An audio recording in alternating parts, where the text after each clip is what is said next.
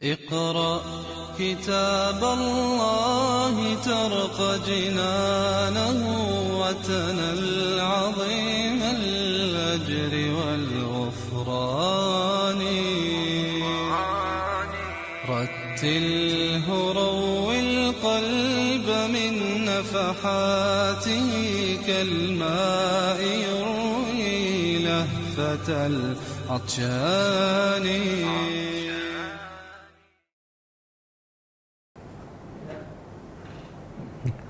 A'udzubillahi minasyaitonirrajim. Bismillahirrahmanirrahim. Alhamdulillahi rabbil alamin, nahmaduhu wa nasta'inuhu wa nastaghfiruh. Wa na'udzu billahi min shururi anfusina wa min sayyiati a'malina. Man yahdihillahu fala mudilla lahu wa man yudlil fala hadiya lahu. Asyhadu an la ilaha illallah wahdahu la syarika lahu wa asyhadu anna Muhammadan abduhu wa rasuluh. Subhanaka la ilma lana illa ma 'allamtana innaka antal alimul hakim. Allahumma 'allimna ma yanfa'una wanfa'na bima 'allamtana wa zidna ilma. Allahumma ati anfusana taqwaha wa zakkiha anta khairu man zakkaha anta waliyuha wa maulaha. Rabbi yassir wa la tu'assir, Rabbi tammim bil khair. Amma ba'du. InsyaAllah malam ni kita sambung tadabbur surah Al-Baqarah. Kita sambung ayat yang ke-276. Dan sebelum tu kita tengok pengajaran ayat lepas, ayat 74. Ayat 74 dan ayat 75.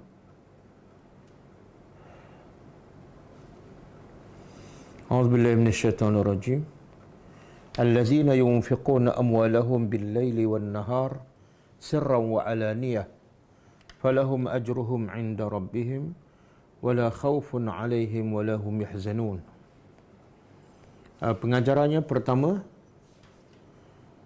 Allah memuji orang-orang yang menginfakkan harta mereka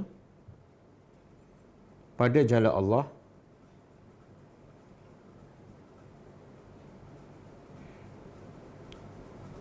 di semua waktu dan semua keadaan. Di semua waktu dan di semua keadaan. Sama ada malam atau siang,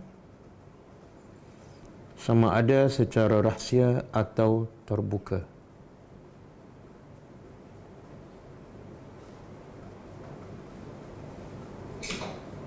Assalamualaikum warahmatullahi wabarakatuh, Ustaz.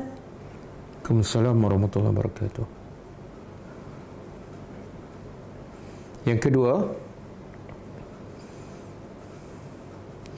ganjaran yang sangat besar bagi sesiapa yang menginfakkan hartanya pada jalan Allah, kerana ia akan dibalas oleh Allah Subhanahu wa taala sendiri.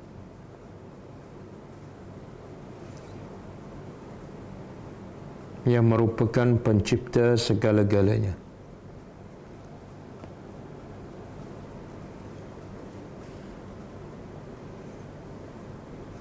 Yang ketiga, menginfakkan harta pada jalan Allah adalah antara sebab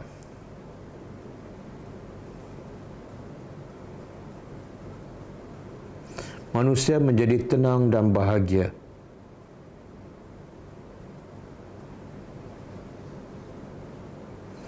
Tidak ada rasa takut dan sedih dalam hidupnya.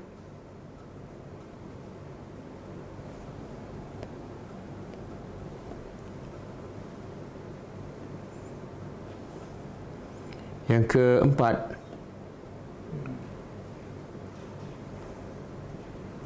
orang yang kedekut hidupnya tidak bahagia dan sentiasa dalam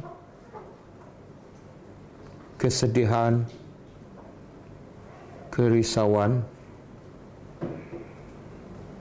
dan ketakutan.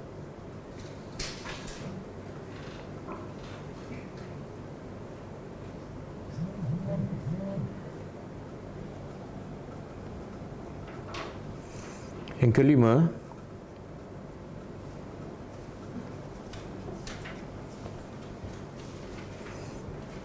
punca manusia bahagia ialah kerana manusia banyak memberi, bukan kerana manusia banyak memiliki.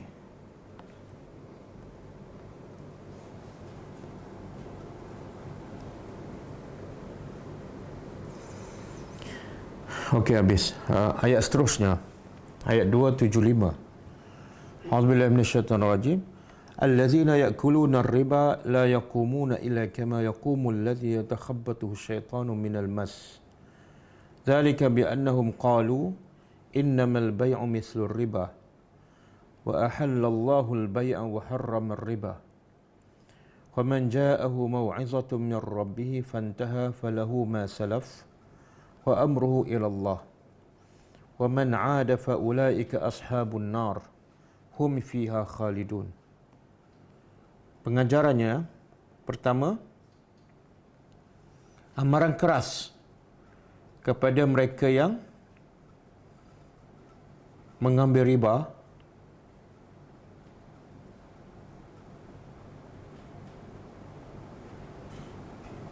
memberi,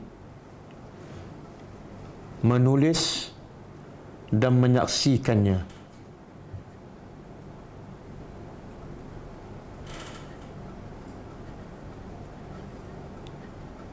Mereka ini akan dibangkitkan di akhirat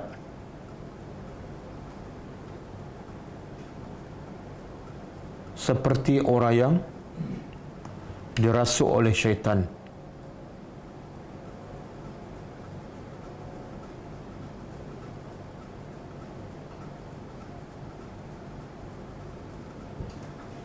Yang kedua, syaitan boleh merasuk manusia sama ada di dunia atau di akhirat dengan izin Allah.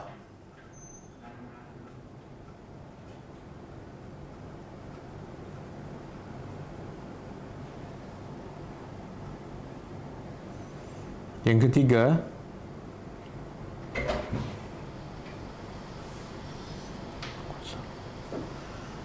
orang yang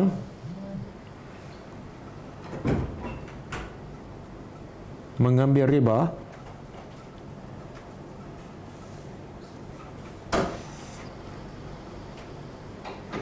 semasa di dunia seperti orang yang hilang akal.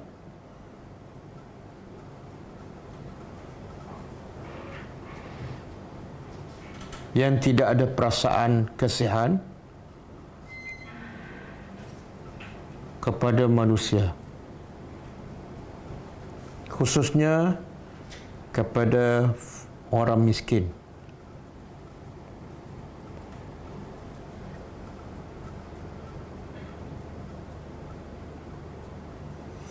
Yang keempat, hak menentukan hukum halal atau haram adalah hak mutlak Allah Subhanahu wa ta'ala.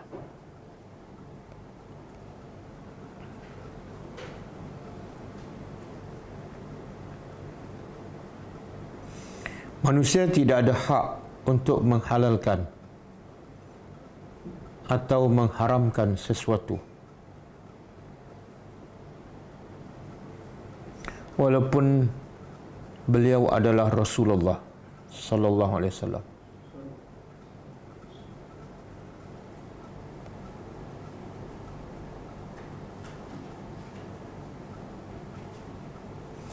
Yang kelima, apa yang diambil oleh manusia daripada riba, sebelum dia mengetahui hukum haramnya, maka ia adalah halal baginya. sekiranya dia bertaubat, sekiranya dia bertaubat dan berhenti daripada amalan riba.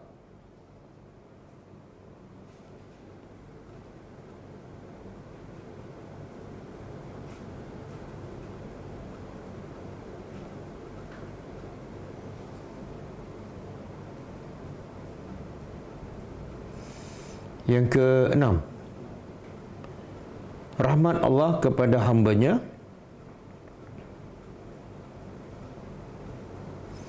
yang hanya akan menghukum hamba-Nya setelah datang peringatan.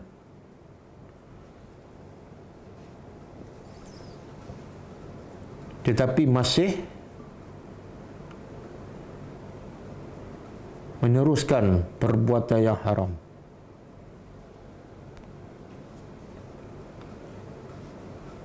Yang ketujuh, amaran keras kepada mereka yang kekal di dalam amal riba walaupun telah datang peringatan kepadanya.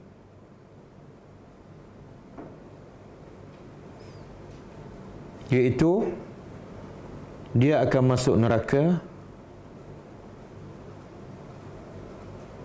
dan akan kekal di dalamnya.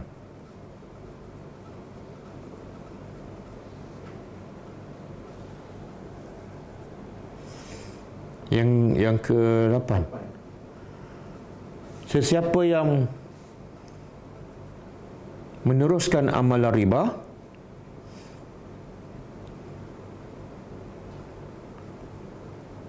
setelah datang peringatan tetapi menganggapnya tetap haram,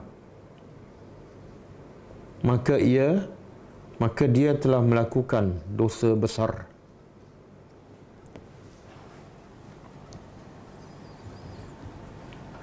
Okey, kita sambung ayat seterusnya.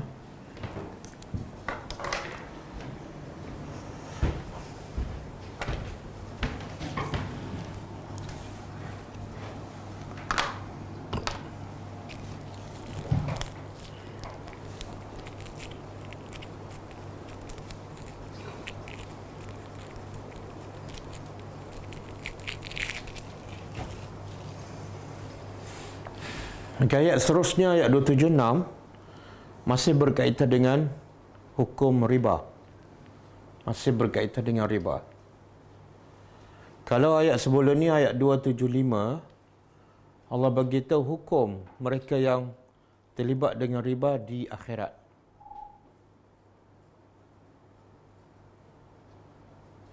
Apa dia hukum dia di akhirat? Iaitu mereka masuk neraka dan kekal. Itu hukum mereka yang terlibat dengan riba. Kalau tak bertaubat, di akhirat mereka akan masuk neraka dan kekal. Okey, ayat malam ni Allah nak begitu kesan akibat mereka yang mengambil riba, kesan di dunia. Apa dia? Okey, a'udzubillahi minasyaitonirrajim. Yamhaqullah. Yamhaqu ni makna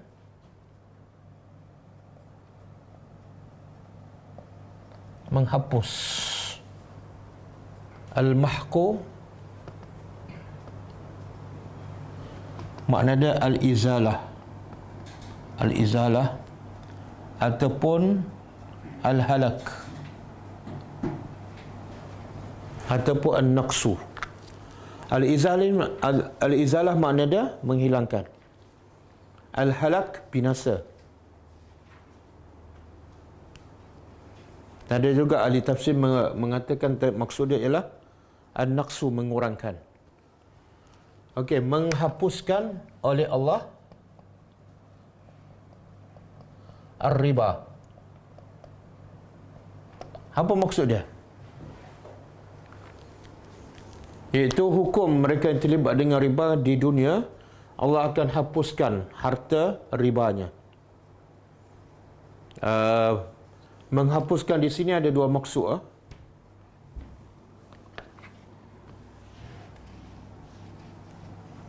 Pertama, hissiyah.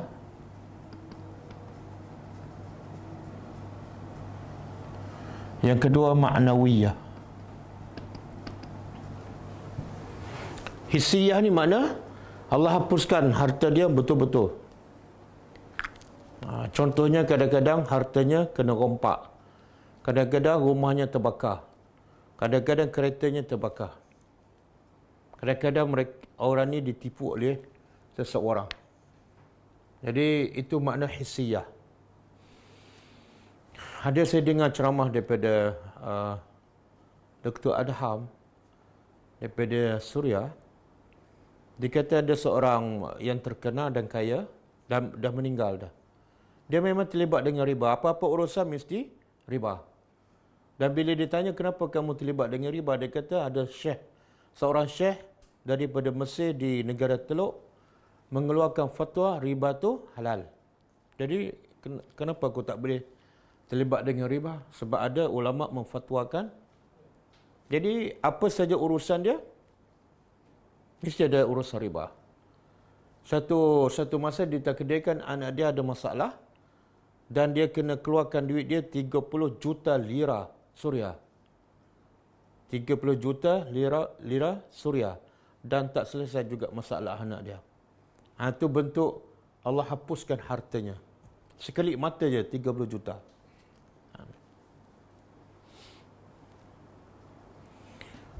Yang kedua, Allah hapus dalam bentuk maknawi, iaitu tak nampak, iaitu keberkatan. Duit banyak, tapi tak tahu ke mana. Sentiasa tak cukup. Sentiasa buat pinjaman. Kan? Pinjam sana, pinjam sini. Masuk pun banyak, keluar pun banyak. Dan umur dia pun, umur 60-70 tak tahu apa dia buat. Tak berkat. Okey. Jadi Allah kata, siapa yang terlibat dengan riba kat dunia, Allah hapuskan hartanya sama ada hissiyah ataupun ma'nawiyah. Okey, lawan kepada riba apa dia? Wa yurbi as-sadaqat. Tengok asal perkataan riba ni apa makna? Semalam kita belajar. Ziyadah. Allah guna perkataan yang sama. Yurbi itu daripada riba. Allah hapuskan riba, iaitu duit tambahan yang tidak halal ataupun yang diambil secara haram. Tapi dalam masa yang sama, Allah guna perkataan yang sama, Allah menambahkan. Yurbi dan dia menambahkan. As-sadaqat, sedekah-sedekah.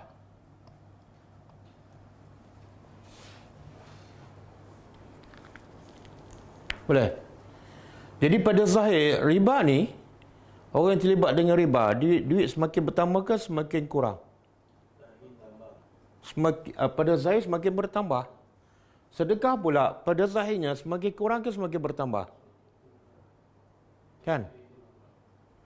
Pada zahirnya sedekah semakin kurang. Riba pada zahirnya semakin bertambah. Tapi Allah terbalikkan. Riba yang pada zahir bertambah, Allah kata terhapus. Sedekah yang pada zahirnya kurang, Allah kata bertambah. Macam mana ni? Saya ada 1,000, saya sedekah 200. Tinggal berapa? 800. Tapi kurang kan? Macam mana Allah kata yurbi? Allah menambahkan.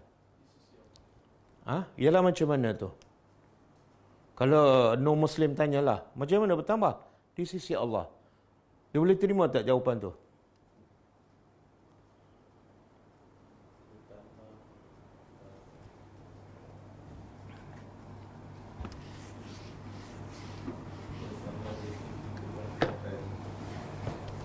Bertambah dari segi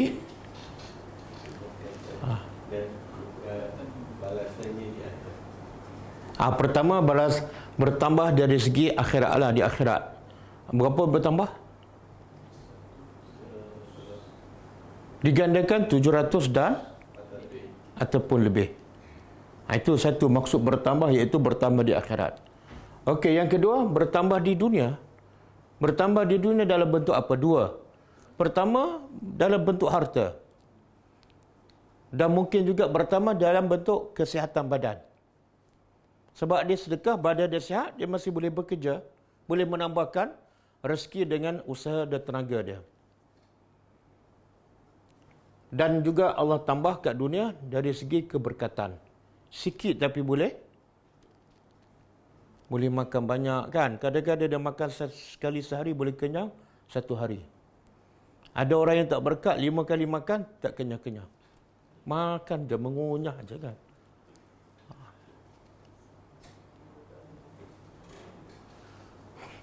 Dan kita tengok Nabi sendiri kan, kadang-kadang 3 bulan Nabi hanya makan kurma dengan air. Tapi Nabi sihat tak? Nabi boleh tak pergi berperang? Nabi boleh tak bangun malam berdiri sampai bengkak kaki? Okey, kita bukan kurma dengan air, kita pada nasi Arab, barbecue. Boleh tak pergi berperang hari itu? Malam tu boleh tak salat malam sampai bengkak mata? Beza tak? Keberkatan lah tu. Kita duit banyak tapi bila buat kerja cepat penat. Kalau masuk kelas cepat tak berkat. Imam Nawawi, berapa umur dia? Dia meninggal, masa meninggal umur berapa?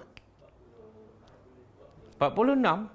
Tapi dalam tempoh 46 tu apa yang dia buat? Berapa banyak? Alif tahulah. Kalau tak alif sini, alif sana. Kan, beratus beribu dia tulis kitab. Tapi umur dah hanya 46. Itu berkat. Kita umur dah lebih pada umur Imam Nawawi kan? Berapa kitab kita tulis? Okey, tak apalah tak tulis. Berapa kitab yang kita baca daripada kitab Imam Nawawi? Betul tak? Banyak masa kita habis sebab tak berkat. Paling banyak masa kita habis kepada apa? Lara tu dalam bentuk apa?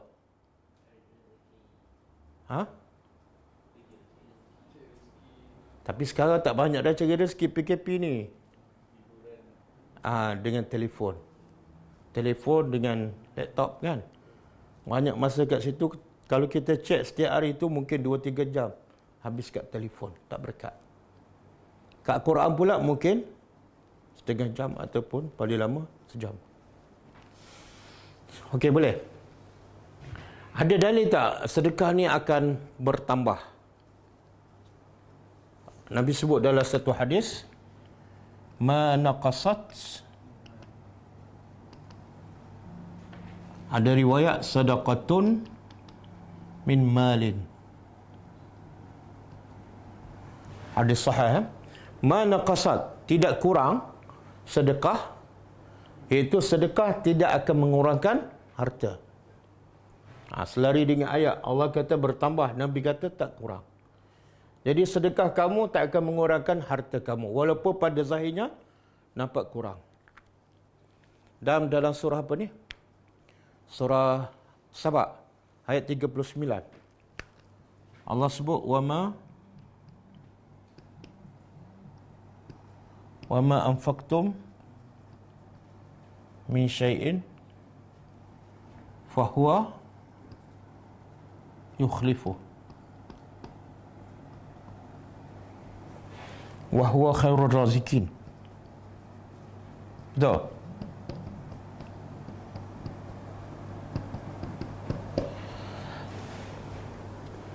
Betul kan? Betul. Okey, cuba terjemah.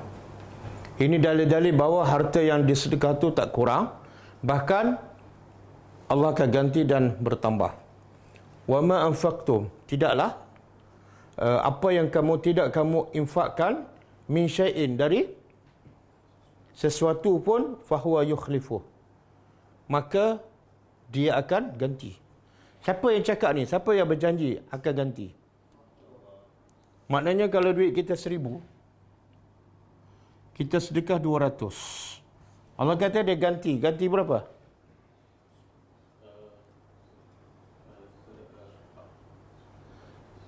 Kalau guna istilah ganti, ganti 200 lah. Kan? Ganti 200 lah. Tapi lepas kita keluarkan 200, betul tak ada ganti tu? Cuba cek dalam wallet kita, bertambah tak 200? Bertambah ke tak? Tak. Percaya ke tak Allah ganti? Percaya. Betul. Apa bukti kita percaya? Kalau kita percaya, kita sentiasa infak. Sebab tak rugi pun Allah ganti. Kan? Tapi keimanan kita tak sampai tahap tu. Tak yakin ni. Allah kata dia ganti, tak apa yakin. Sebab tu Allah guna istilah apa? Bagi pinjam. Bila pinjam dapat balik. Okey, kemudian Allah kata apa? Okey, satu lagi ayat yang menunjukkan riba tu akan binasa dan sedekah tu akan bertambah. Cuba buka surah Ar-Rum ayat 39.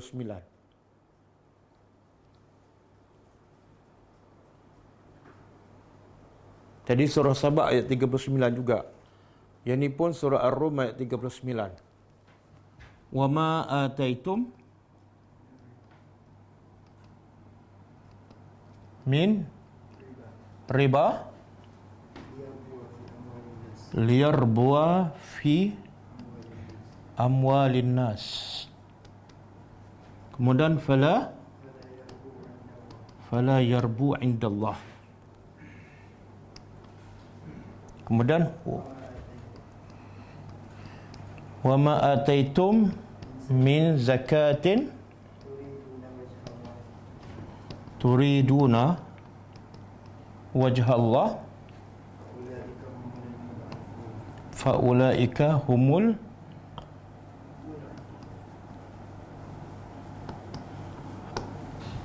Okey, cuba terjemah.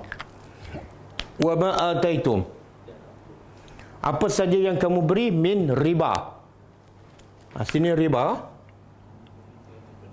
Apa saja yang kamu beri daripada riba. Apa tujuan? Liar buah. Supaya dia bertambah. Yang kamu beri riba tu semakin bertambah. Daripada mana? Fi amwalin nas. Daripada harta orang ramai. Maka Allah bagi tahu fala yarbu indallah. Dia tidak akan bertambah di sisi Allah. Mungkin di sisi manusia nampak bertambah, tapi di sisi Allah tak bertambah, bahkan yamhaku, Allah hapuskan. Tengok bagi riba untuk dapat lebih, tak bertambah. Sebaliknya Allah kata wa ma ataitum min zakatin, dan apa yang kamu beri daripada zakat. Apa makna zakat? Zakat ni harta untuk menyucikan hati daripada sifat kedekut, bakhil. Okey, apa yang kamu beri daripada zakat ataupun sedekah, dan tujuannya turiduna wajh Allah. Nak wajah Allah ataupun redha. Yang atas ni tujuan bagi riba untuk apa? Liyarbu. Untuk dapat tambah lagi harta. Yang bawah ni bagi tujuan apa? Beza tak? Beza tak? Maka hasilnya apa? Faulaika humul mud'ifun. Itulah orang yang Allah gandakan. Mud'ifun, Allah gandakan. Subhanallah. Beza tak? Bagi duit untuk dapat tambahan dengan bagi duit untuk dapat redha Allah. Beza tak? Sangat beza. Biasa kalau orang sedekah, orang Melayu lah. Bila sedekah, apa tujuan dia? Tambah rezeki kan? Maka Allah begitu, Allah tak tambah. Di sisi Allah. Kalau di sisi kamu bertambah, tak berkat. Sebab itulah betulkan niat. Bila bagi duit ke sedekah ke, tujuannya mesti wajhullah. Jangan bertukarlah. Tambah duit dengan redha Allah ataupun wajah Allah. Satu benda yang sangat berbeza. Kalau yang ni pun kamu tak jelas, macam mana nak masuk syurga? Sebab itulah Allah sebut sifat al-abrar dalam surah Al-Insan. Kan? Bila dia bagi makan pada orang miskin, pada anak yatim, pada asirah, Apa tujuan dia bagi makan? Innama nut'imukum liwajhillah. Kami bagi makan ni bukan untuk tambah rezeki kami. Bukan untuk kamu doakan kami, tak. Betul-betul liwajhillah. Apa bukti? Apa bukti liwajhillah? La nuridu minkum jazaan wala syukura. Bukti kami bagi ni betul-betul kerana Allah, bukan nak duit tambah.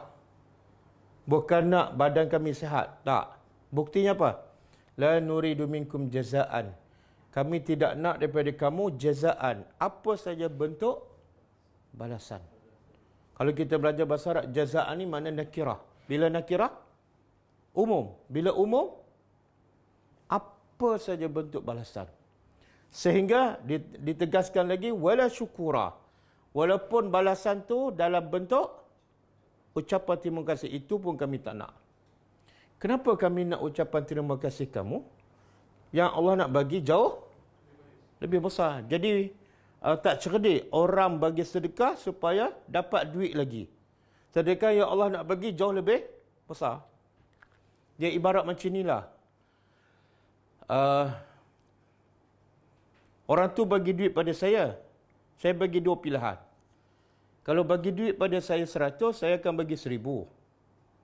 Satu lagi, kalau bagi duit pada saya akan bagi sebuah banglo. Tiba-tiba dia pilih untuk dapatkan 1000. Bodoh tak? Macam itulah. Allah nak bagi redha Allah. Sebenarnya bila dapat wajah Allah, apa maksud ni? Syurgalah. Sebab boleh lihat wajah Allah hanya dalam, bila dapat wajah Allah, makna masuk syurga lah tu. Tapi dia nak juga duit. Sebab tu Syekhul Islam berkata, siapa yang sedekah ke bagi orang makan, niatnya untuk orang berdoa pada dia, dah tak dapat pahala dah. Tak dapat pahala dah. Kenapa? Dia mengharapkan jazaan. Doa tu adalah dalam bentuk jazak. Saya bagi makan, awak bagi jazak pada doa. Waktu biasa orang kaya kalau dia buat makan, dia jemput siapa? Budak-budak tahfiz. Sebab apa? Ayolah, kenapa panggil budak tahfiz? Kenapa tak panggil budak yang bukan tahfiz? Sebab bagi mereka, budak tahfiz ni mungkin bersih, doa dia makbul.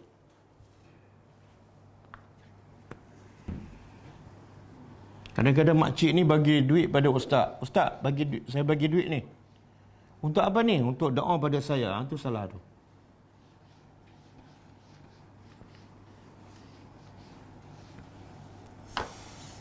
Okey, kemudian Allah kata apa? Wallahu, dan Allah la yuhibbu, tidak suka, kulla,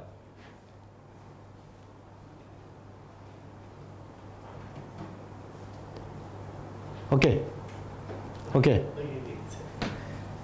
Allah tidak suka kulla, setiap kafar. Apa makna kafar? Kafar dalam bahasa Arab dia panggil sirah mubalaghah. Sirah mubalaghah menunjukkan banyak. Jadi contoh macam apa ni? Bukan sentiasa. Sentiasa dengan banyak berbeza. Dia apa perkataan? Macam ni. Apa dalam? Kalau alimun, orang yang berilmu. Kalau orang yang banyak ilmu, pattern dia sama dengan kafar, iaitu allamun, fa'alun. Kalau syaribun, orang yang minum. Kalau dia banyak minum, dia minum setiap hari 60 kali sehari. Dalam bahasa Arab apa dah? Syarrabun. Ada sabdu syarrabun. Kalau orang tu kafir biasa-biasa je. kafirun. Tapi kalau kekufuran dia banyak sangat dan melampau, kafarun. Boleh? Jadi Allah tidak suka setiap yang banyak kufur. Kufur apa ni? Kufur apa ni? Pertama kufur nikmat. Bila dia ambil riba ni dia tak bersyukur. Kan? Dia tamak. Sehingga dia ambil hak orang. Yang kedua kufur. Kan ambil riba ni boleh sampai tahap kafir keluar daripada Islam. Bila dia menganggap riba tu adalah halal. Dan asim. Asim banyak dosa. Banyak dosa. Jadi Allah tidak suka kepada yang ada dua sifat ni. Satu, banyak kufur. Sama ada kufur nikmat ataupun terkeluar dari Islam. Yang kedua, asimun, yang banyak melakukan dosa. Sebab itulah sifat orang beriman. Orang beriman buat dosa ke tak? Buat. Tapi apa beza dia dengan yang ni? Kufarin asim. Terus bertobat lepas tu? Dia tak ulang dosa.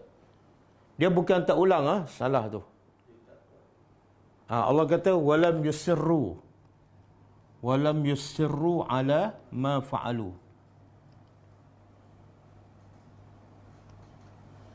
Beza tu. Kalau ulang apa dah? Walam yu'idu. Allah tak kata mereka tak ulang. Tapi Allah kata mereka bertobat dan mereka tidak kekal dalam dosa. Beza tak? Apa beza? Mana lebih baik? Walam yusirru ke walam yu'idu? Tidak kekal ataupun tidak ulang? Tidak? Kenapa?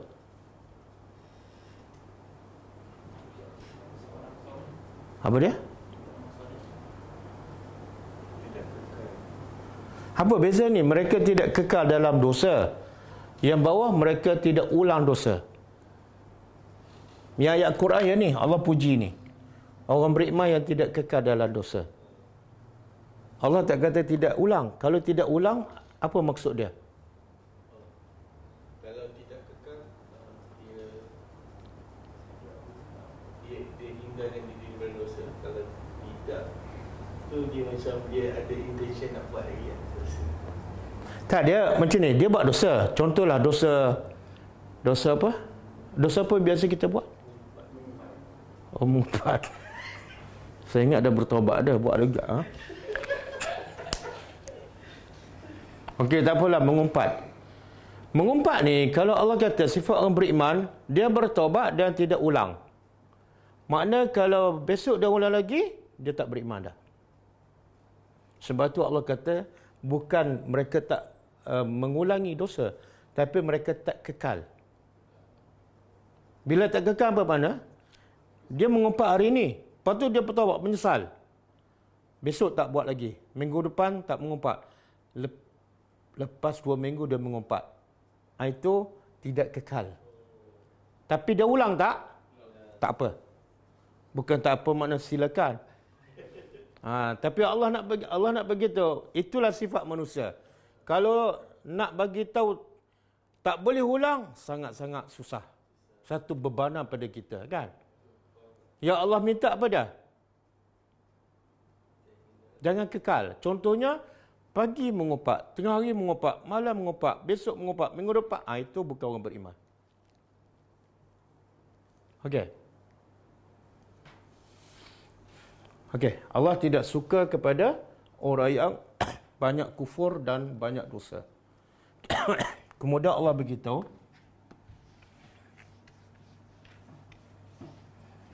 ini balasan orang yang terlibat dengan riba di dunia. Ayat seterusnya, Allah nak beritahu balasan orang yang beriman di dunia dan di akhirat. Inna, sesungguhnya, allazina, orang-orang yang amanu, mereka beriman. Mereka beriman wa amilus salihat, dan dan mereka beramal soleh.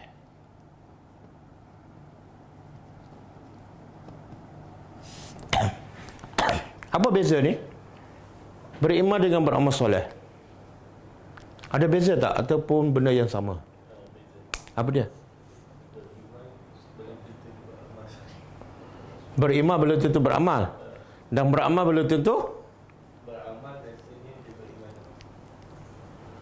ada tak orang beriman tapi tak beramal? Contoh?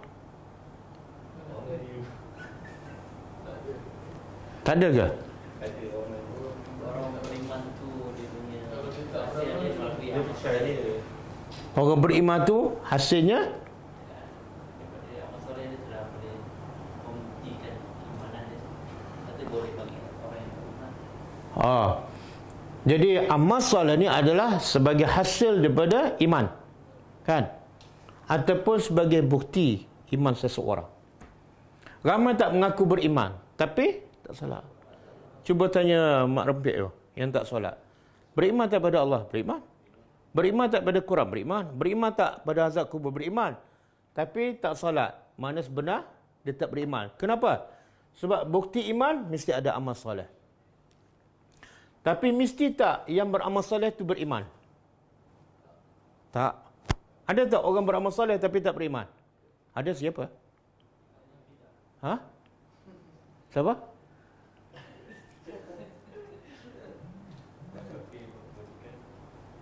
Tak, dia solat. Ha? Munafik. Munafik. Allah kata apa? Wa minan nasi man yaqulu amanna billahi wal yaumil akhir wa ma hum bimu'minin. Allah kata ada manusia yang mengaku beriman, tapi sebenarnya mereka tak beriman. Dia solat, dia puasa, tapi dia tak beriman pun. Okey. Jadi di sini Allah nak beritahu satu lagi, iman ni ialah percaya dalam hati. Amal soleh ialah tindakan hasil daripada keyakinan. Okey. Dan Allah beritahu beramal soleh.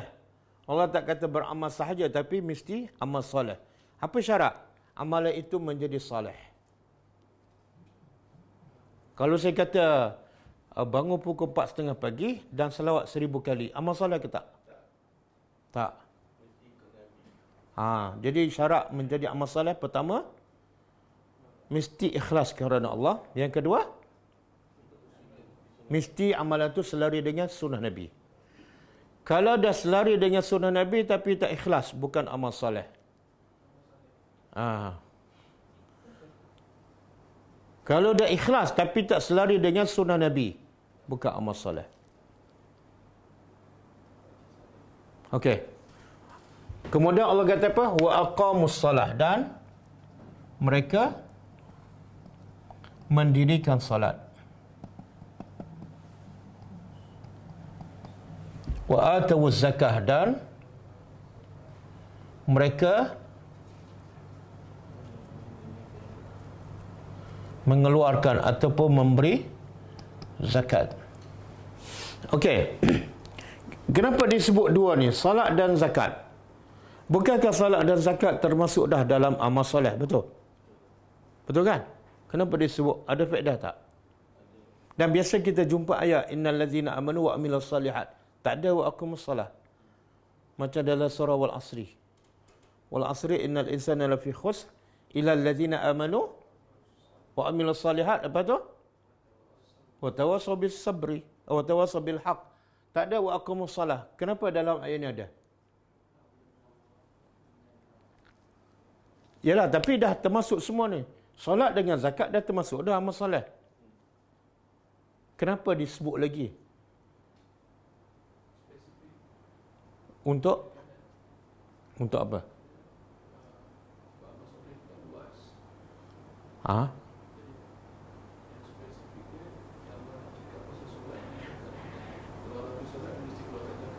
Kenapa? Kan amal soleh banyak. Kenapa sebut dua ni je? Puasa ada, haji ada.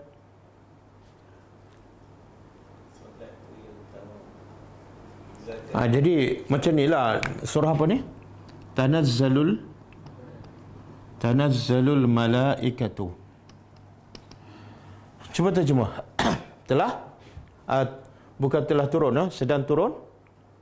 Turun malaikat. Malaikat ni masuk tak Jibril? Masuk kan? Jadi bila sebut malaikat masuk semua sekali, Jibril, Israfil. Tapi lepas tu Allah sebut apa? Warruh. Warruh ni ialah Jibril. Bila Allah sebut selepas umum, ini umum, Allah sebut pula secara khusus. Mesejnya pada Allah nak bagi tahu dalam banyak-banyak malaikat yang paling mulia Jibril. Samalah kaedah. Allah nak beritahu dalam banyak-banyak amal soleh yang paling utama solat. Sebab solat tu tiang agama. Kalau tak ada tiang, bangunan akan roboh. Dan soalan pertama akan ditanya di akhirat, solat. Kalau tak boleh jawab, semua amal lain sia-sia. Katalah dia pergi umrah setiap bulan, pergi haji setiap tahun, sedekah pula 5 juta setiap tahun, tapi tak solat. Okey tak? Okey, itu solat. Zakat pula, apa kaitan dia? Allah nak bagi tahu Islam tu bukan sorang-sorang. Bukan pentingkan diri. Solat je malam-malam sampai hitam dahi. Yang kat luar tu jahil agama, mati kebuluran, dia tak peduli. Itu bukan Islam. Islam mesti hablum minallah dan hablum minan nas. Okey. Apa yang dia dapat ni? Beriman, beramal soleh, khususnya dia solat dan bagi zakat. Apa yang dia dapat? Lahum, bagi mereka, ajruhum, upah mereka inda rabbihim. Sebenar ayat ni kita dah jumpa ni, baru je 274 rasanya. 2741, 262. Pattern dia sama je. Beriman, beramal soleh, maka bagi mereka upah mereka inda rabbihim, di sisi pencipta mereka. Okey, ini balasan di mana ni? Beriman, beramal soleh, dapat upah di sisi Tuhan mereka di akhirat. Okey, kat dunia apa dapat? Wala khaufun, dan tidak ada rasa khawatir ataupun takut, risau. Alaihim, ke atas mereka. Walahum, dan tidak mereka bersedih. Okey, ini balasan di mana ni? Kat dunia. Jadi di akhirat dapat upah. Upah yang paling besar di akhirat apa dia? Surga. Okey, upah kat dunia apa dia? Berapa juta ni? Tak boleh boleh. Tapi kebanyakan manusia keluar pagi balik petang, cari la khaufun alaihim wala hum yahzanun, ke cari al-fulus. Al-fulus.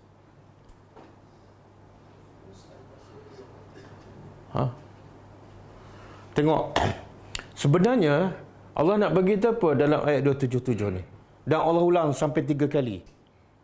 Dalam jarak yang tak jauhkan, ayat 262, 274, 277. Kalau beriman, beramal soleh, dapat upah ke akhirat. Dan kat dunia tak takut dan tak sedih. Sebenarnya Allah nak bagi tahu apa ni?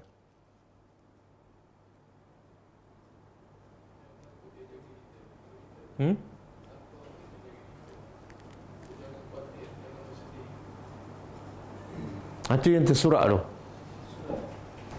Dia manusia biasa. Kalau manusia bekerja kan, kalau manusia bekerja, apa yang dia nak daripada kerjaya dia? Gaji. Kan? Bila nak gaji, kerja yang pasti dapat gajilah.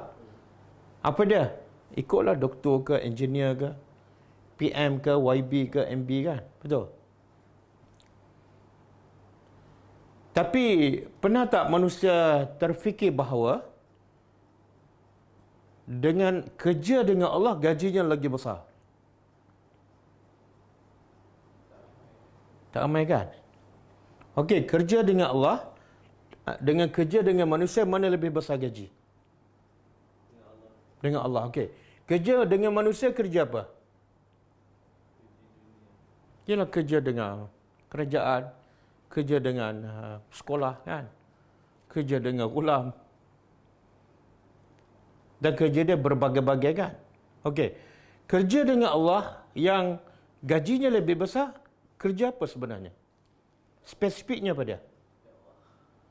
Tapi di sini Allah sebut tak dakwah. Jadi kerja apa tu? Katalah kerja apa? Hafiz kerja apa? Engineer, account, executive. Okey, executive. Gaji berapa? Ha? 20k Contoh. 20k.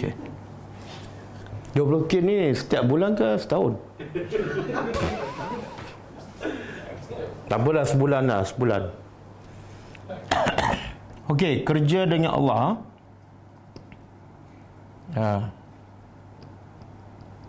Berapa gaji dia? Apa dia?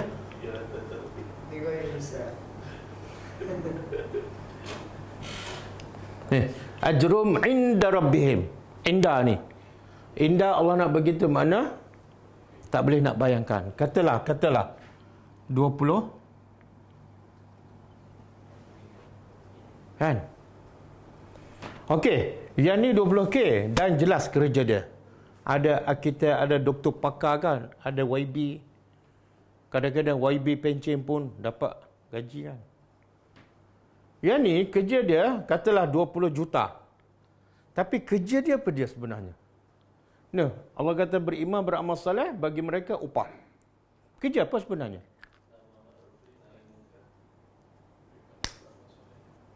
Beriman dan jadi kerja dia apa dah? Kalau orang tanya apa jawatan kamu? Orang beriman.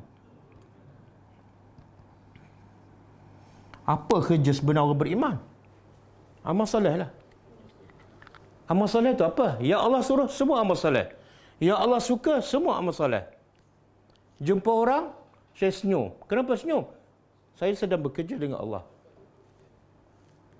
Kenapa pergi cari orang miskin? Saya sedang bekerja. Ini tugas utama saya. Berapa gaji? Oh, tak boleh cakap. Tapi biasa tak kita berfikir macam tu? Kan? Biasanya, yang ni kita rasa betul-betul bekerja. Tapi yang ni kita rasa bukan bekerja. Buktinya apa? Yang ni kita buat sungguh-sungguh, pergi awal balik petang. Solat, kita buat cincai. Sebab kita rasa kita tak bekerja dan tak ada gaji. Betul kan? Berbeza tak Nabi, sahabat dan orang-orang dahulu? Saya nak tanya, Nabi sebenarnya kerja apa? PM ke? Engineer ke? Arkitek ke? Eksekutif ke? Nabi kerja apa? Ha? Nabi kerja orang beriman je. Bila beriman, kalau balik pada surah Wal-Asr ada tambahan sikit. Allazina amanu, satu. Yang kedua, wa amilus salihat. Yang ketiga, wa tawasaw bil haqq, menyampaikan kebenaran. Yang keempat, sabar. 4 kerja ni gaji dia pada ajruhum inda rabbihim, tanpa had.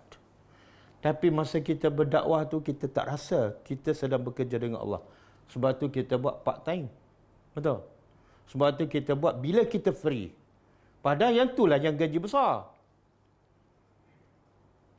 Jom kita berdakwah ustaz, nanti lepas pencen lah. Gaji kamu sekarang kerja berapa gaji? Kerja kamu sekarang berapa gaji? Tak adalah ustaz, tapi cukup makan lah. Ini bukan cukup makan ni, ni terlebih makan ni.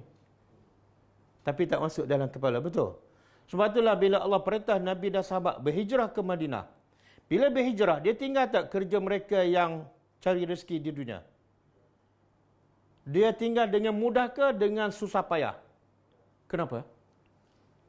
Sebab mereka yakin mereka pergi bekerja dengan Allah yang jaminannya, jaminan rezeki dan upahnya jauh lebih besar dan kekal abadi.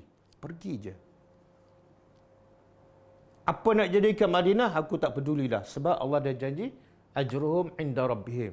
Wala khawfun alaihim, walahum yahzanun. Pemuda kafir dalam gua, apa kerja dia? Tak, salah tu. Kerja beriman dan beramal soleh. Kerja dia beramal soleh. Yang tidur tu Allah yang tidurkan dia. Kenapa Allah tidurkan dia? Sebab dia ikut perintah Allah. Allah kata pergi ke gua, dia pergi. Lepas tu Allah yang tidurkan, bukan dia nak tidur pun. Kerja hajar di tengah padang pasir di Mekah. Apa kerja dia? Bukan jaga anak, beriman dan beramal soleh. Anak tu kebetulan je. Ulama dakwah, kerja apa dia? Ulama dakwah yang lawan kerajaan dan akhirnya dibunuh. Beriman dan beramal soleh, wa tawasaw bil haq. Betul tak? Sebab itulah bila dia beriman dengan beramal soleh, dia ada tak rasa takut dan sedih? Tak ada. Orang nak tangkap, tangkaplah. Orang nak bunuh, bunuhlah, tak ada takut. Sebab dalam kepala dia ni, aku dibunuh untuk dapat ganjaran yang besar. Bolehkah tukar cara berfikir? Susah kan? Sebab tu kadang-kadang kita berkira kan. Saya kerja sampai pukul 5 aja. Kalau kerja dengan Allah, patut tak kita berkira? Tak, kenapa? Sebab semua waktu, 1 minit pun Allah bagi gaji. Patut tak kita berkira? Tak patut. Saya kalau nak pergi berdakwah, sampai pukul 5 je. Okey. Ya ayyuhallazina amanu. Wahai orang-orang yang amanu. Mereka beriman.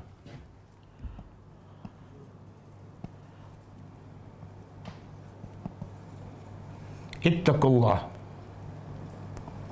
Bertakwalah kepada Allah. Okey, cuba tengok. Mula-mula Allah sebut ya ayyuhallazina amanu, wahai orang beriman. Lepas tu ittaqullah. Saya nak tanya, bukankah orang beriman dah bertakwa pada Allah? Tak, tak juga. Mana ada orang beriman tapi tak bertakwa?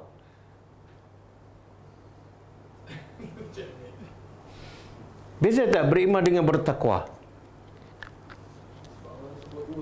Kalau dah beriman termasuk kepada bertakwa, Allah sebut satu je. Allah sebut dua, beriman dan bertakwa. Dia ada dua konsep yang berbeza. Yalah, itu saya tanya apa bezanya.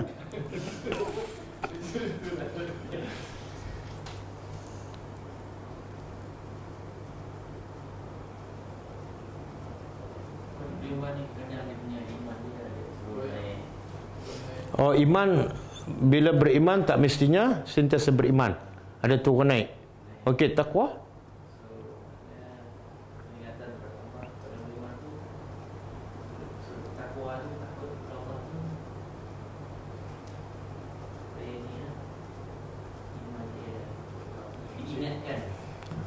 Apa makna takwa sebenarnya?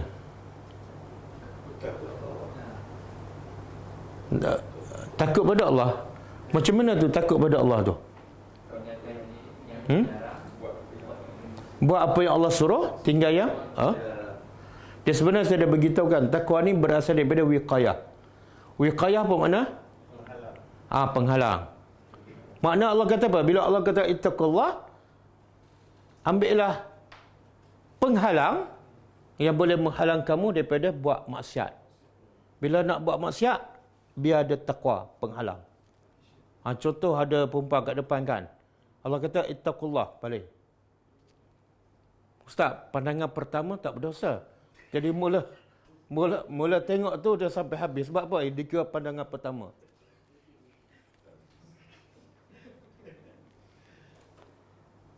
Sebab itulah takwa ni, bila betul-betul nampak takwa.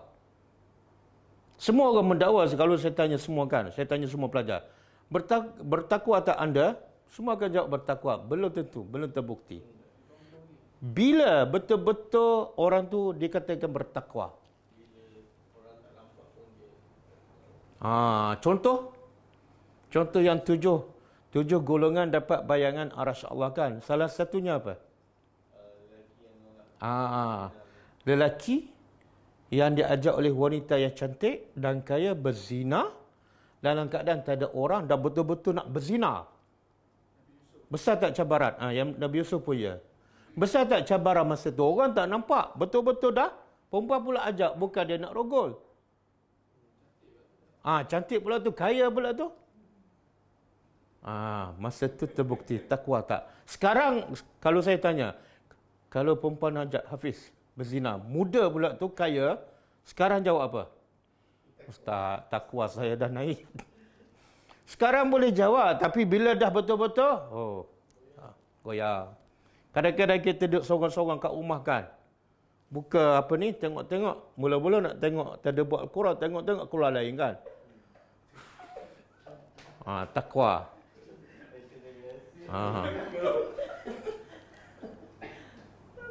Tengok-tengok jumpa wrestling kan, The Rock kan. Tengok.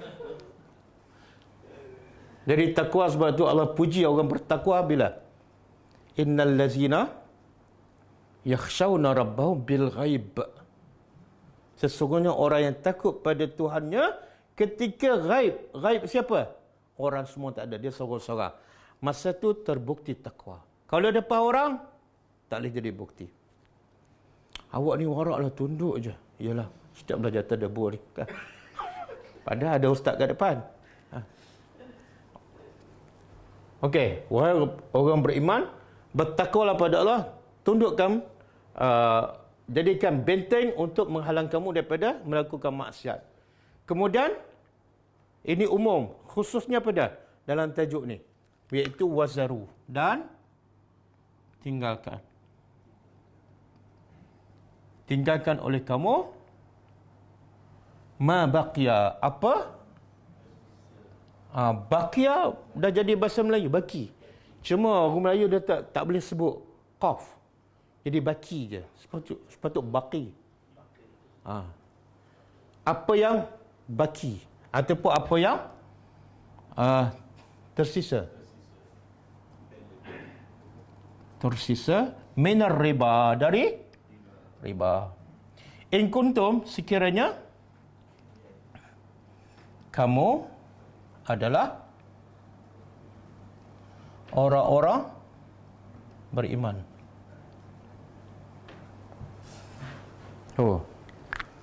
Tengok Allah kata ini pasal riba kan. Bila datang peringatan, Allah kata berhenti. Lepas tu Allah perintah pula tinggalkan apa yang berbaki. Contohlah kita simpan duit kat bank kan. Dan ada riba. Riba pula ada 50k riba, duit riba saja. Nak ambil ke tak?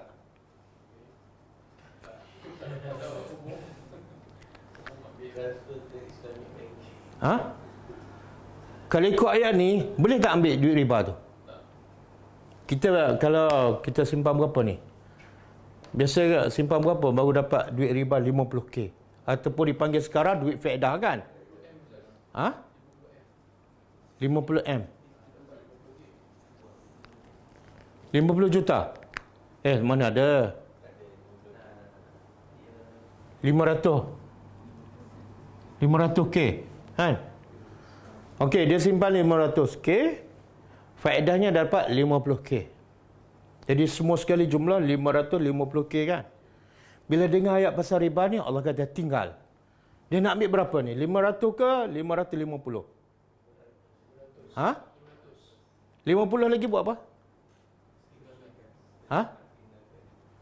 Ni Allah kata tinggal.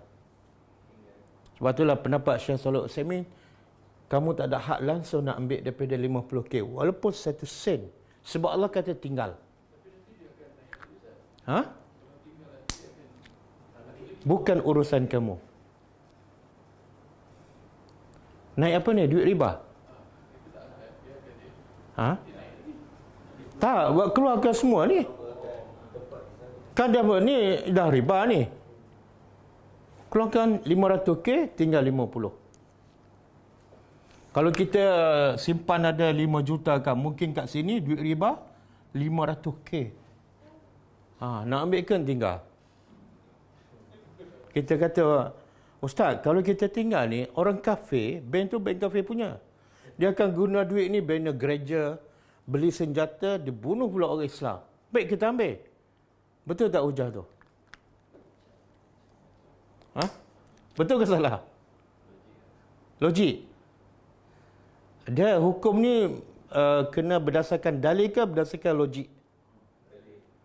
Dalil Allah kata apa? Ini pendapat paling kuat. Ada pendapat kata ambil dan bagilah kepada sesiapa. Tapi kita tak boleh nak sedekah. Sebab sedekah mesti duit halal. Kita ambil, kita sebab nak bertaubat, kita bagi ni kepada mana-manalah, masjid ke, buat rumah orang miskin ke.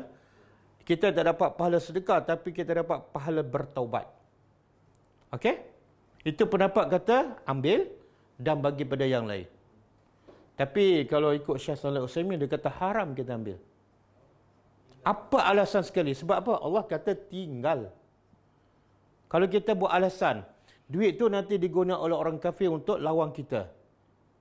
Dia tanya kita balik, adakah kamu lebih tahu ataupun Allah yang lebih tahu? Allah tak tahu ke orang kafir akan guna duit ni untuk bunuh orang Islam? Allah tahu ke tak tahu?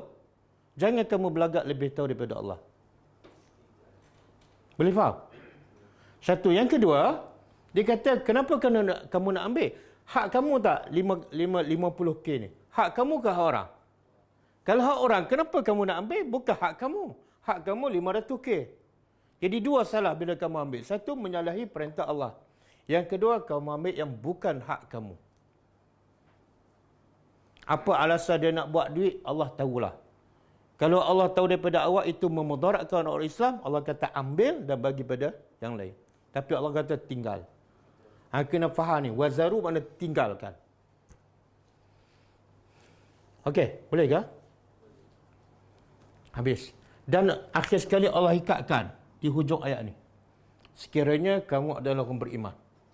Cuba perhati ayat ni. Pertama, Allah seru dengan nama apa? Satu, wahai orang beriman. Yang kedua, Allah perintah takwa. Yang ketiga, tinggal. Yang keempat, sekiranya kamu orang beriman. Ada 4. 4 ni semua adalah sebagai apa? Sebagai benteng, sebagai pendorong untuk kita tinggal ni. Dan di hujung ayat ni Allah nak bagi tahu, kalau betul kamu orang beriman, tinggal. Kalau tak tinggal, makna kamu bukan orang beriman. Macam saya bagi tahu pada pelajar kan. Wahai pelajar-pelajar, sila catat nota apa yang kita belajar sekiranya kamu betul adalah pelajar. Apa makna tu? Bila tak catat, memang confirm bukan pelajar.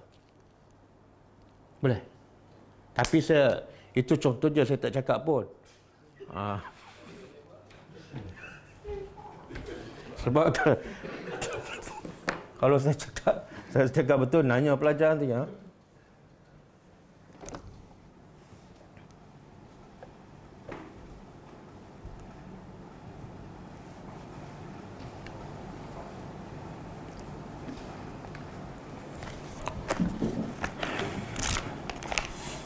Okey, kita baca sikit buku ni, dosa-dosa yang dianggap biasa.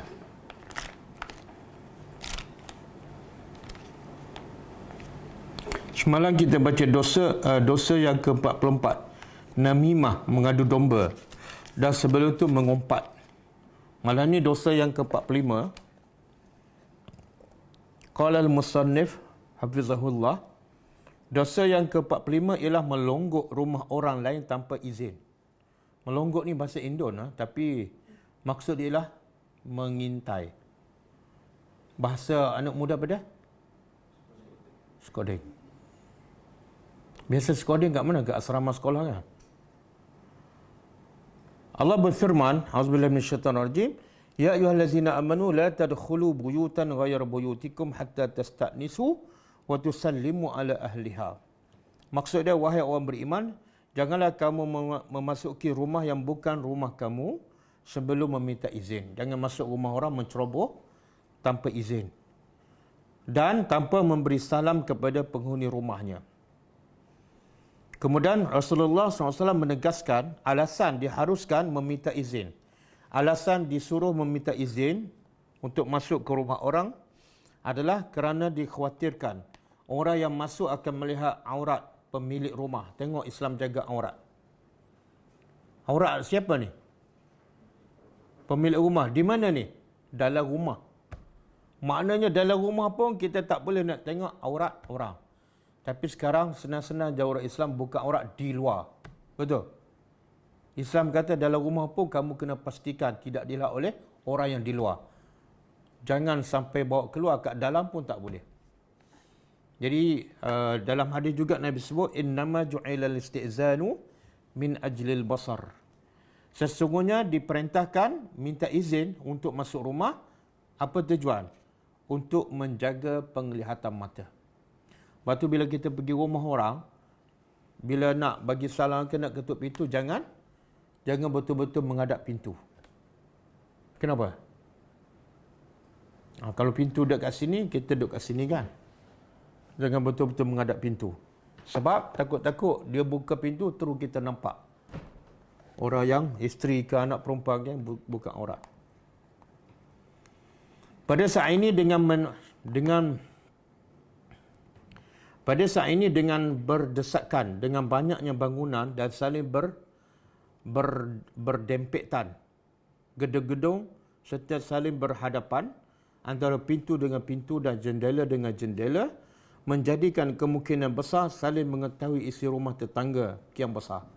Rumah semakin dekat kan? Kadang-kadang kondo yang tingkat atas tengok yang tingkap pintu rumah depan dia yang lebih rendah. Ironisnya, banyak yang tidak mahu menundukkan pandangan mata, malah yang terjadi terkadang dengan sengaja mereka yang tinggal di gedung yang lebih tinggi, bangunan yang lebih tinggi, dengan leluasanya memandang lewat jendela mereka ke rumah tetangganya yang lebih rendah. Ini adalah salah satu pengkhianatan dan pemerkosaan terhadap hak-hak tetangga. Sekaligus sarana menuju hal yang diharamkan, akhirnya membawa kepada perkara yang haram. Kerana perbuatan tersebut banyak kemungkinan terjadi bencana dan fitnah. Dan disebabkan oleh amat bahayanya akibat tindakan ini sehingga syariat Islam membolehkan mencongkel mata orang yang suka mengintai dan melihat isi rumah orang lain. Jadi Islam membenarkan colek mata tu. Colek mata siapa ni? Kalau orang mengintai, kita ambil lembing ke, juluk mata dia. Boleh ke? Halal ke tak? Walaupun sampai dia buta, hukumnya halal. Dalilnya, Nabi bersabda, "Man ittala'a fi baiti qaumin bighairi iznihim, faqad halla lahum an yafqa'u ainahu." Maksudnya, barang siapa yang mengintai rumah suatu kaum dengan tanpa izin mereka, maka halal bagi mereka mencongkel mata orang tersebut. Hadis sahih riwayat Muslim. Dalam riwayat lain, fafaqa'u ainahu fala diyata lahu wala qisas. Kemudian Nabi kata mereka boleh mencongkel mata orang yang mengintai dan tidak ada diah, tak perlu bayar tebusan, dan juga tidak ada qisas, tak perlu. Sebab itu memang dia telah menceroboh. Jadi elakkan, wallahu a'lam.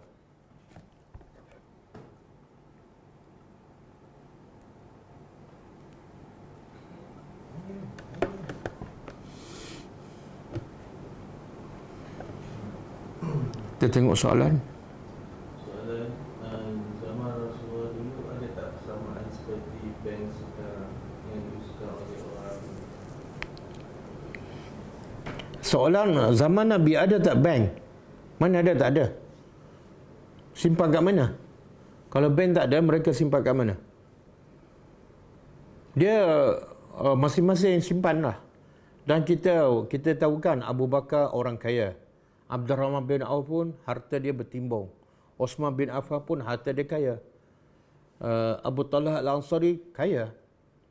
Tapi kita tak dengar cerita harta mereka dicuri ataupun dirompak. Kan? Yang kita biasa dengar apa dia? Bukan harta mereka dicuri. Mereka infak sentiasa. Bahkan banyak. Pengajarannya apa? Maknanya Nabi berjaya mendidik para sahabat supaya bertakwa pada Allah dan jangan ambil hak orang. Bank tak ada, polis tak ada, peti besi tak ada, tapi tak ada kecurian. Jenayah tak berlaku. Sebab mereka ditanam dengan akidah takut pada Allah sebelum takut pada manusia. Wallahu a'lam. Amalan yang tidak terputus walaupun sedang meninggal dunia ialah anak yang soleh yang berdoa ke ibu bapanya. Bagaimana jika anak yang tidak solat dan puasa yang berdoa ke ibu bapanya, adakah doanya sampai kepada ibu bapa? Dia ada pendapat. Soalan dia antara doa ataupun amalan jariah yang pahala berterusan walaupun ibu bapa dah meninggal. Salah satunya ialah doa anak yang soleh. Jadi soalan dia, adakah kalau anak tu tak soleh, doanya sampai? Ada pendapat mengatakan, asalkan doa daripada anak sampai. Sebab apa? Sebab anak tu walaupun tak soleh, dia, mak bapak dia tetap ada jasa. Bila ada jasa, apa-apa kebaikan yang dilakukan oleh anak akan sampai pada mak bapak. Dia kalau tanpa mak bapak, anak tu tidak akan wujud kat dunia dengan izin Allah. Ada pendapat. Sampai juga doa. Wallahu a'lam.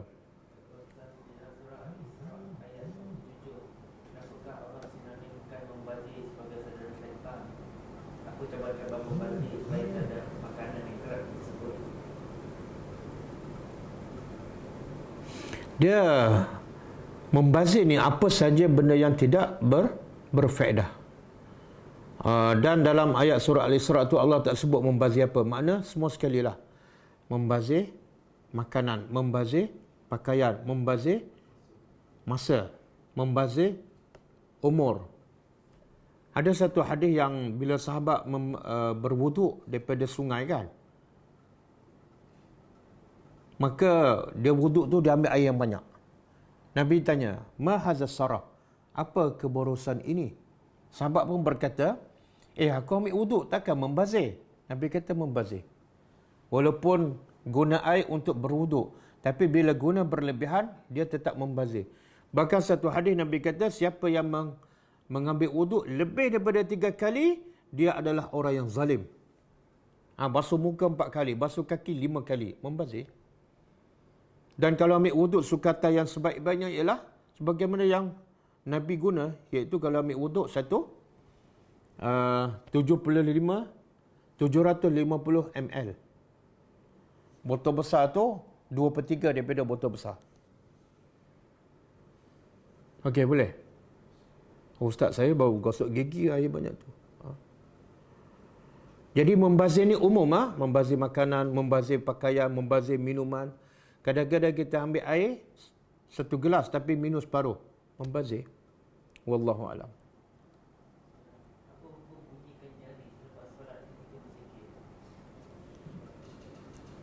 Bunyikan jari ketika solat lepas berzikir. Wallahualam, saya tak jumpa dalil lah yang mengatakan tak boleh. Yang ada dalil ialah kita menyilangkan jari ketika sebelum solat. Sebelum solat, sama ada dalam perjalanan nak pergi solat ke ataupun sementara menunggu solat. Tak boleh buat macam ni. Dipanggil apa? Tashbik dalam bahasa Arab. Adapun bagi bunyi, wallahualam, saya tak jumpa dalil mengatakan tak boleh.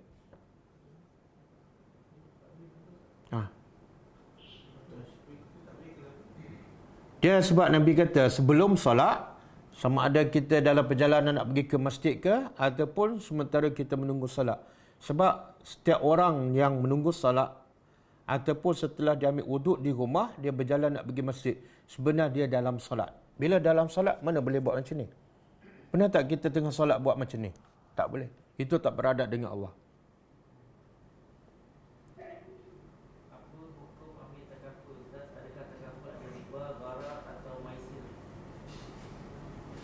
Takaful yang mana ni? Yang Islamik kan mana? Kalau takaful Islamik, ada ulama mengatakan boleh. Sebab tu dia namakan takaful. Takaful tu pun daripada perkataan Arab. Dan dia ada panel dia. Cuma kalau kita waswah, kita tak yakin, tak payah ambil lah. Tak payah ambil.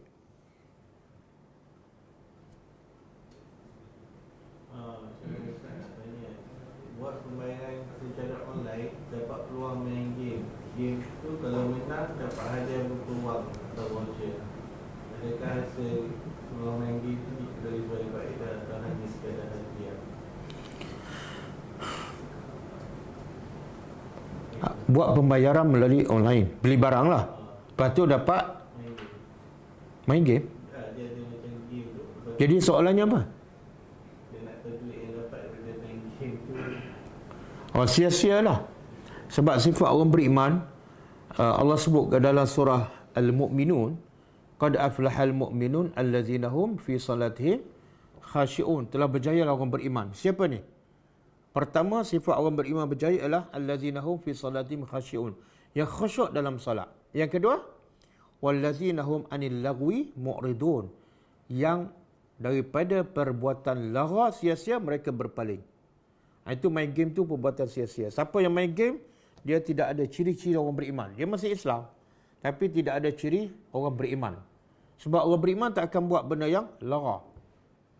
Dan satu lagi hadis Nabi kata, min husni islamil mar'i tarkuhu ma la ya'ni. Antara tanda kebaikan Islam seseorang ialah dia meninggalkan apa yang tidak penting. Wallahu a'lam.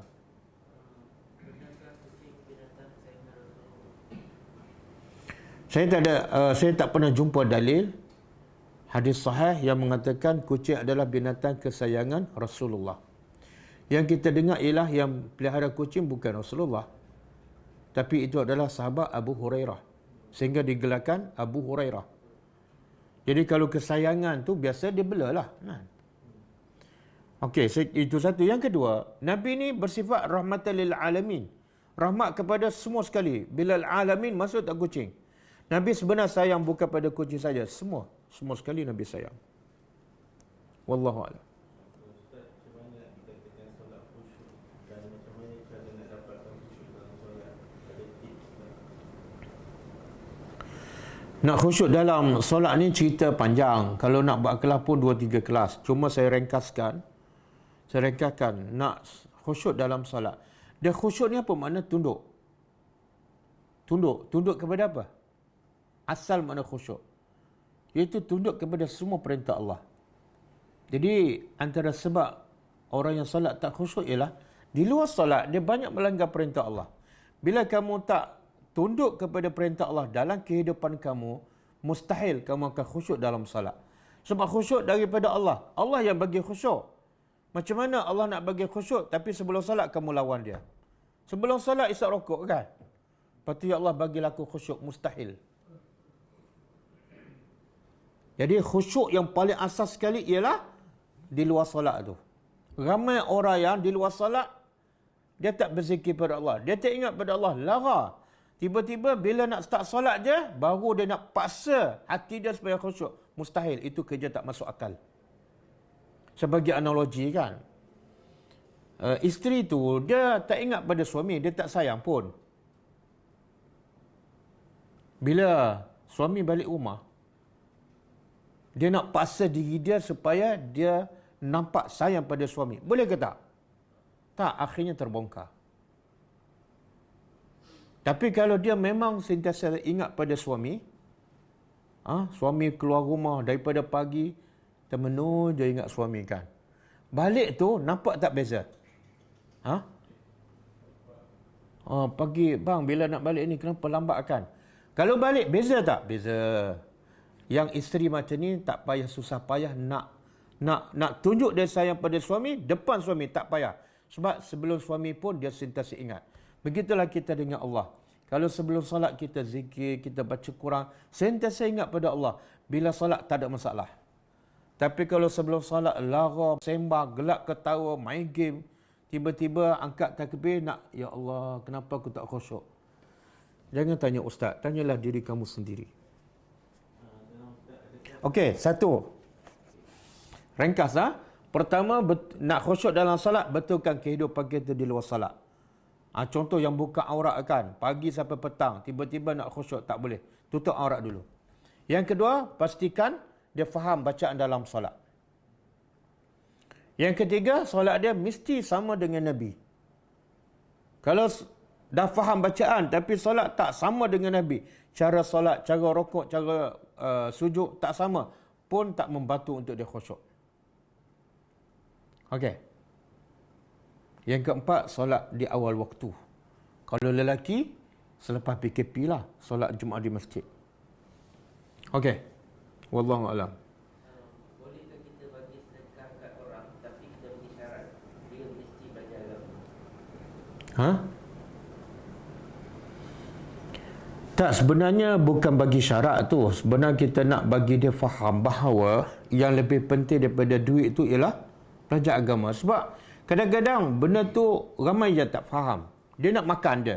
Dia tak tahu makan tu untuk kat dunia je, tapi ilmu tu untuk dunia dan akhirat. Jadi kadang-kadang orang kena paksa. Kadang-kadang kena paksa macam tu. Demi untuk supaya dia faham. Jadi tujuan kita buat tu untuk tujuan yang terbaik untuk diri dia.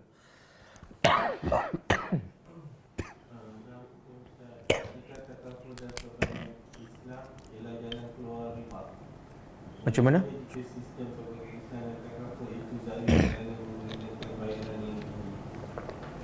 Apa takaful? Takaful dengan Islamic banking lah. Ada jalan keluar kepada riba. Tak, dia Islamic banking ni buat apa? Pinjaman. Bank secara keseluruhan. Yalah, buat pinjaman lah. Kalau tanya saya, tak payah buat pinjaman. Hidup ala kadar aja. Kenapa nak pinjam kan? Kalau dia simpan dalam conventional banking pun ada dapat interest tak? Tak payah simpan kat tu. Simpan kat tabung haji. Tabung haji tak ada kan? Tabung haji tak ada, insyaAllah. Kalau tak yakin juga, sedekah terus. Simpan menjadi pahala. Sungguh Ustaz, ada tak dalil Nabi ambil wuduk 750 ml? Saya nak share dengan saya. Ada dalil, hadis sahih. Nabi berwuduk sebanyak 1 mud.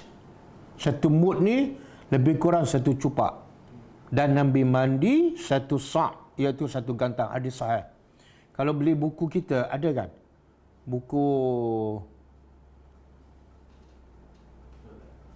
sifat solat Nabi. Sifat wuduk baru kita nak cetak tu. Ada. Kita sebut hadis tu. Nabi berwuduk 1 mud, iaitu 1 cupak. Dan Nabi mandi menggunakan air sebanyak 1 sa', iaitu 1 gantang. Yang ni berapa ni? Ini 250 ml. Kalau 3 kali ni 750 ml. 3 kali botol kecil ni, itulah sukatan yang Nabi guna untuk berwuduk. Ada hadis. Tapi bukan makna mesti tepat. Dan kadang-kadang saya tengok ada orang yang berwuduk kurang pada tu pun boleh, tak ada masalah. Wallahu a'lam.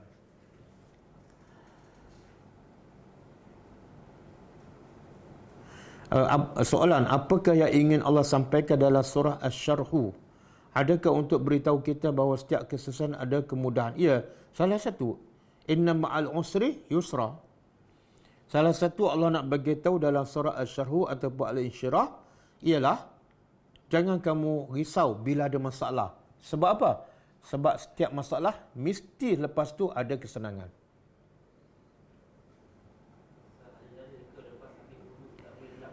Tak ada dalil lah. Soalan dia, ada dalil tak? Lepas wuduk tak boleh lap bagi kering. Tak ada dalil. Tak ada dalil. Jadi ulama kata bebas. Nak lap pun okey, tak nak lap pun okey. Dan dia lebih kepada keadaan kita lah, keadaan cuaca. Kalau musim sejuk, yang terbaik untuk kita lap lah. Tak ada dalil lah.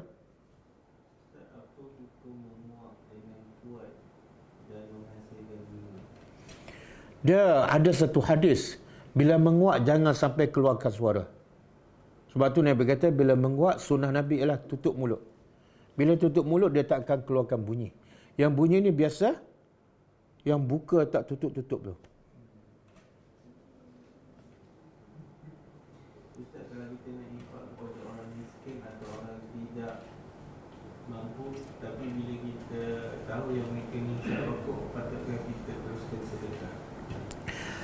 Tak, dia jangan kita bagi syarat yang Allah tak bagi syarat. Allah kata innamas sadaqat lil fuqara wal masakin. Sesungguhnya sedekah itu untuk orang fakir Yang kedua, untuk orang miskin. Allah tak sebut fakir yang tak merokok. Jadi jangan kita tambahlah. Sama juga dalam surah Al-Insan, Allah beritahu, al-abrar dia bagi makan pada siapa? Wa yut'imuna at-ta'ama 'ala hubbi miskinan. Bagi makan pada orang miskin. Yang miskin mana? Allah tak sebut. Jangan kita jadikan syarat. Kalau kamu nak duit sedekah, berhenti merokok, tak boleh. Itu zalim kepada dia. Dia hak dia. Cuma kita yang sebaiknya lepas bagi sedekah, kita bagi tazkirah. Bagi nasihat pada dia supaya dia meninggalkan rokok.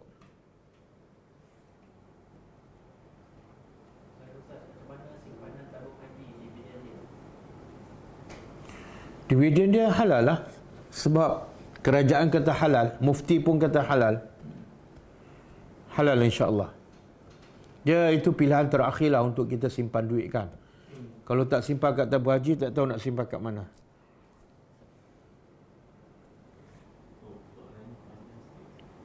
Sebagai contoh, bank A adalah bank konvensional berasaskan riba. Selepas itu bank A mengurusi kerajaan untuk menumbuhkan bank Islam.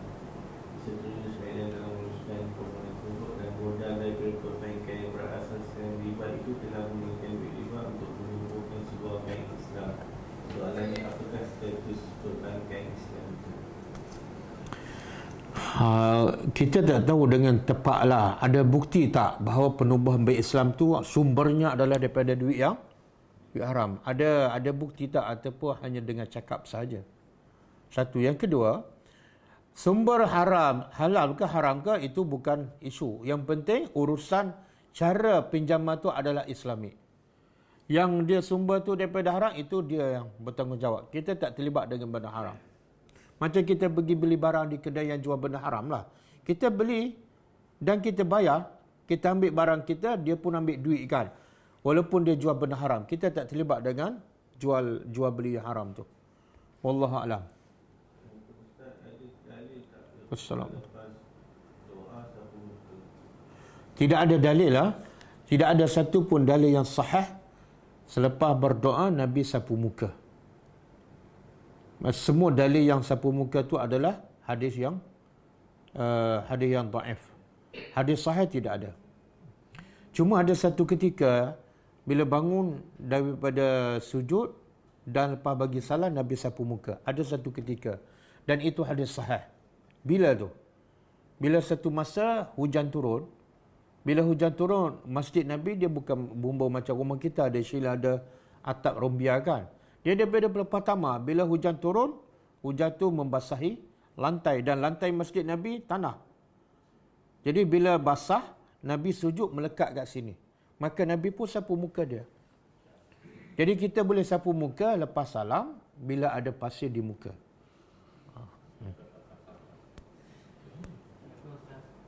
Salam. Kalau saya telefon tapi ayat saya rampas pun saya boleh ke Ustaz? Apa hukum dia Ustaz? Apa hukum rotan secara sunnah? Tapi dia cakap itu tapi dia tak tengok gambar ucap dia. Umur 15. Dia tengok telefon, betul bapak dia Dia beli telefon. Tapi ayat saya rampas pun saya. Boleh ke Ustaz? Apa hukum dia? Tak, dia bapa. Mak bapa khususnya ada hak untuk mendidik anak mengikut cara yang bapa rasa betul. Kalau dia rasa dengan telefon tu anak tu lara, kan? Walaupun tak ada gambar lucu tapi lara, bapa ada hak. Sebab apa? Allah kata apa? Nabi kata apa? Man ra'a minkum munkaran falyughayyirhu biyadihi. Siapa saja melihat kemungkaran, maka kena ubah dengan tangan. Apa maksud dengan tangan? Kuasa. Ulama kata ubah dengan kuasa ni, orang yang ada kuasa lah. Sama ada kerajaan, polis, ataupun mak bapak. Mak bapak ada kuasa. Kalau dia tengok anak dia main telefon sampai melarakan, sampai melewat salat, bapak ada hak untuk rampas. Sebab bapak bila rampas untuk kebaikan anak. Bukan dengki, bukan masalah lain. Wallahu alam. Ya?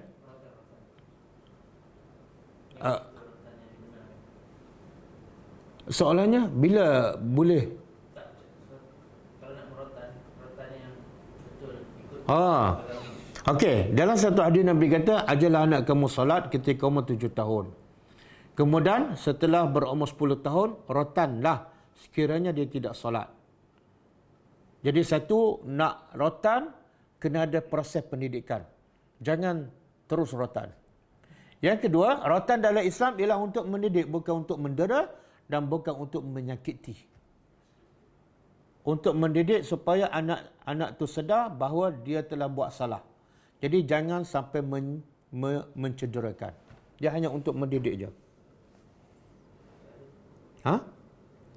Dia bila rotan untuk mendidik, jangan rotan yang besar, jangan angkat tinggi-tinggi.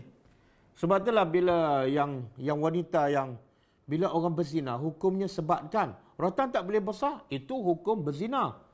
Rotan tak boleh besar dan tak boleh angkat tinggi. Apatah lagi anak. Anak bukan buat zina pun.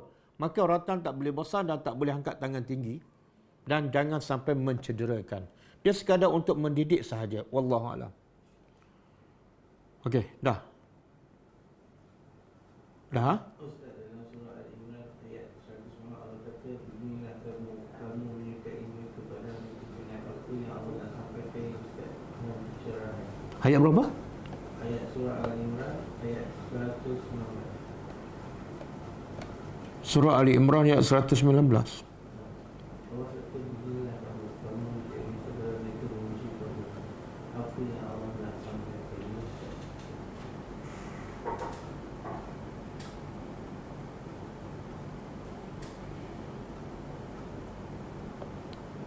Oh, ayat ni panjang. Yang dia tanya, yang bahagian mana ni?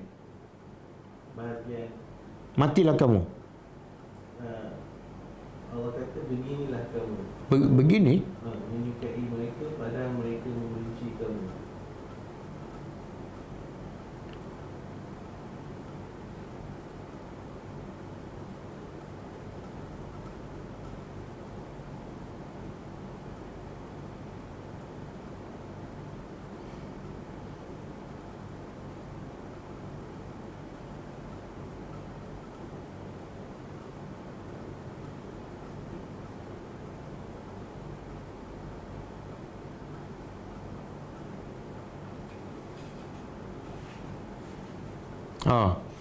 Sebenarnya Allah cakap tentang sikap orang beriman, setengah orang beriman terhadap orang munafik. Sebab orang munafik dengan orang beriman di Madinah dah bercampur, kadang-kadang tak dapat bezakan pada zahirnya. Jadi Allah kata, ha antum, begitulah kamu.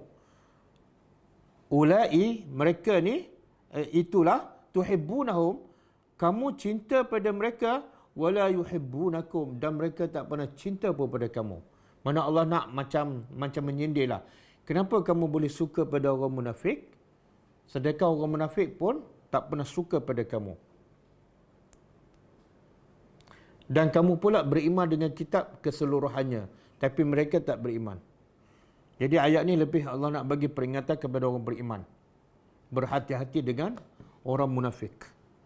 Okey, dah? InsyaAllah kita jumpa lagi malam besok dan kita tutup dengan membaca tasbih kafarah. Subhanakallahumma wa bihamdika asyhadu an la ilaha illa anta astaghfiruka wa atubu ilaik. Assalamualaikum warahmatullahi wabarakatuh.